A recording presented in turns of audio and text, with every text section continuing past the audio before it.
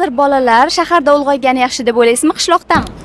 Hozirgi paytda Toshkent shahrini oladigan bo'lsa, Toshkent shahriga nisbatan qishloqda o'sgan yaxshiroq. Nima uchun? Birinchi o'rinda hammamiz bilib turgan havo muammosi, juda ham havo ifloslanib ketgan. Menimcha shu faqat.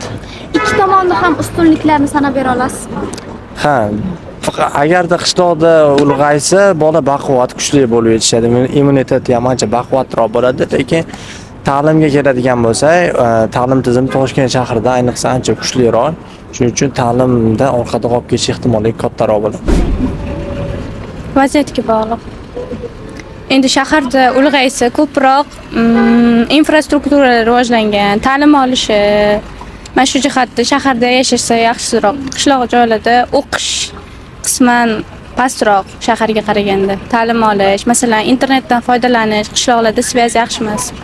Mana shu jihatdan ko'proq. Tomonni ham hozir shaharlikka sanab o'tdingiz. Qishloqni ham ustun tomonlarini aytib bera olasizmi? Qishloqning ustun tomonlari toza havo, birinchi o'rinda atmosferasi yaxshi. Ikkinchidan bolalar tabiat bilan birga o'sadi, hayvonlar har xil tabiat bilan birga gullar, o'simliklar. Shaharda bunaqa imkoniyat yo'q. Ko'raman deyishsa bunaqa imkoniyat yo'q shu tomonda. O'zim viloyatdanman, Jizzaxdanman. Shaharga keldim, o'g'limni davolatgandim. O'zimiz boyagida qishloq joylari yaxshi deb o'ylayman. Nima uchun? Bemalol yurishadi.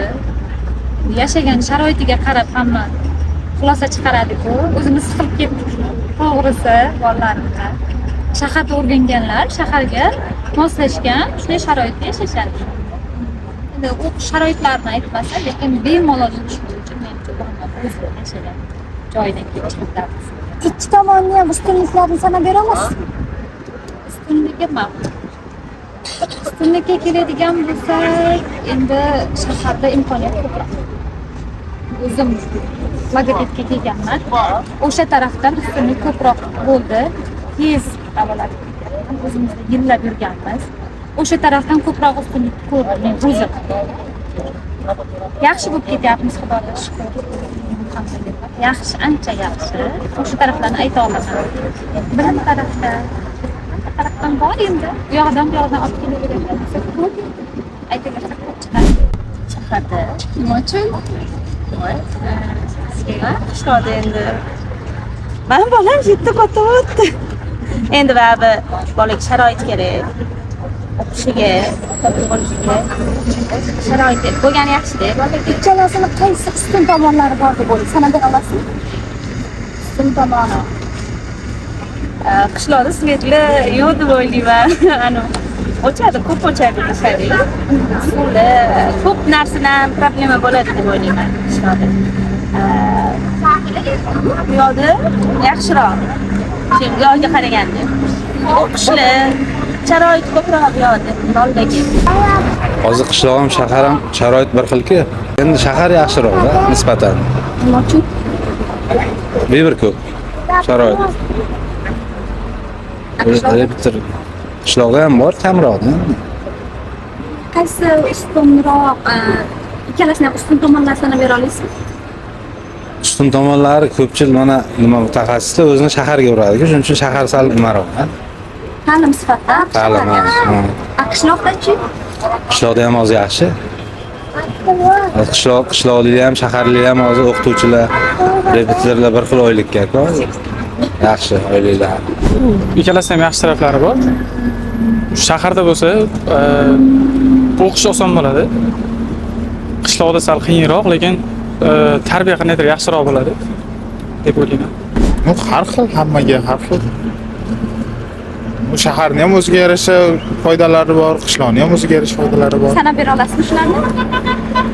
Misol uchun shaharda o'qisa, ko'proq to'garaklarga qatnasha oladi, ko'proq har xil sport turlariga qatnasha oladi. Qishloqda bo'lsa, o'zimizga o'xshab jaydari katta bo'ladi. Shaharda albatta. Nima uchun? Shaharda qulayliklar ko'p, sharoitlar ko'p. Sanab bera olasizmi shularni? O'qishiga, transport, hamma taraflama. Qishloqda yo'qmi umuman sharoit? Bor-ku, endi shahar Ikki tomonni ham ustunliklarini sanab bera olasizmi? qishloqda ham hozir qishloqlarimiz obod bo'lib ketyapti-yu. Lekin baribir farqi bor-da. Umuman olganda qishloq yaxshi endi bolani o'sishiga, lekin shahar har xil imkoniyatga boyligi uchun shahar ma'qul deb o'ylayman. Chunki har xil o'quv markazlari bor, to'garaklar bor, har xil o'shalarga berish kerak deb o'ylayman. Yoshlarni yoshligidan tilga berish kerak deb o'ylayman. Ikki tomonni ham ustunliklarini sanab bera olasizmi? Xo'p, qishloqda keladigan bo'lsak, atmosferasi yaxshi, havosi yaxshi, keyin toza havo, odamlar ham yaxshi, qanaqadir har tomonlama. Keyin shahar keladigan bo'lsak, shaharda boya aytganimdek, o'qish imkoniyati ko'proq qishloqqa qaraganda shunaqa. Ikkalasi ham yaxshi. Kim qayerda bor? Qattiq tarbiya. Ustun tomonlarni sanab bera olasizmi ikkalasini ham? Qishloqda sog'lom bo'lsa-da, faqat imkoniyati yo'q-da. Nima deydi? Har bir narsaga bu yerda sharoit bor. Cho'milishga ham, basseynga ham, boshqasiga ham, misol uchun. Trener bor misol. Yoki nima til o'rganaman desa, unaqa narsa qishloqda yo'q. Shu o'zini ustunligi, o'zini kamchiligi. Shaharda. Nima uchun? Shaharda sharoitlar bor o'qishga, bilim olishga. Shuning uchun. Faqat shumi? Shu bo'lsa kerak. Qishloqda ustunlik yo'qmi? Qishloqda ham bo'lyapti, sekin-sekin rivojlanyapti hamma yoq. Qishloqda. Nima uchun? Farqi bor-da. Sanab bera olasizmi ustunliklarini? Yo'q. Ancha ortib ketadi. Nima uchun? Hamma imkoniyatlar ko'proq deb. Qishloqda ham bor yo'q emas, lekin bu yerda mazmunsiz ko'proq deb. Sanab bera olasizmi ikkalasini ustun tomonlarini? Ustun tomoni, misol uchun, xususiy bog'chalar ko'p, davlat bog'chalariga yozib beramiz, siz sig'may qoladi-da. O'chib ko'p tushish kerak. Bu yerda xususiy bog'chalar ko'p. Может, qanaqa ham bo'lishi mumkin. Qishloqlarda ham man o'qib turmagan. Shu mazmunli ko'p deb o'tdi. Qishloqda ustunlik yo'qmi? Yo'q. Endi men ustunlik yo'q deya olmayman. Imkoniyatda yashab ko'rishim kerak. Rost.